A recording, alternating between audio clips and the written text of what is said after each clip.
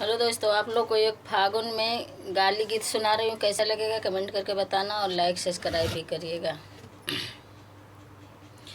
रंग बरी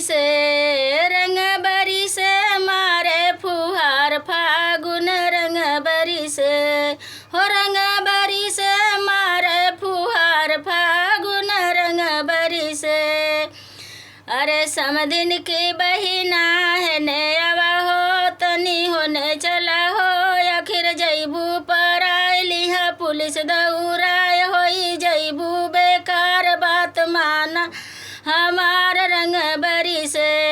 हो, रंग बरी से मारे फुहार फागुन, रंग बरी से हो, रंग बरी से मारे फुहार फागुन, रंग बरी से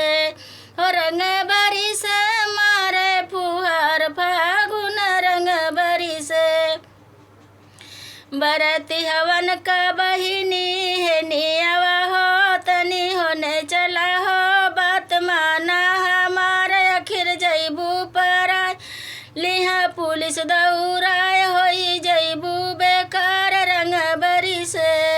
हो, रंग बरी से मारे फुहार फागुन, रंग बरी से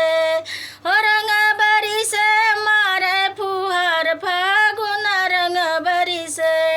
हो, रंग बरी से मारे फुहार फागुन, रंग बरी से।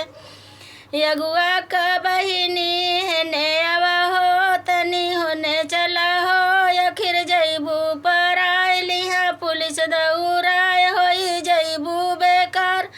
बात माना हमार रंग बरी से हो, रंग बरी से मारे फुहार फागुन, रंग बरी से हो, रंग बरी से मारे फुहार फागुन, रंग बरी से हो, रंग बरी से मारे फुहार फागुन, रंग बरी से। अरे दुल्हा का बहिनी है नेवा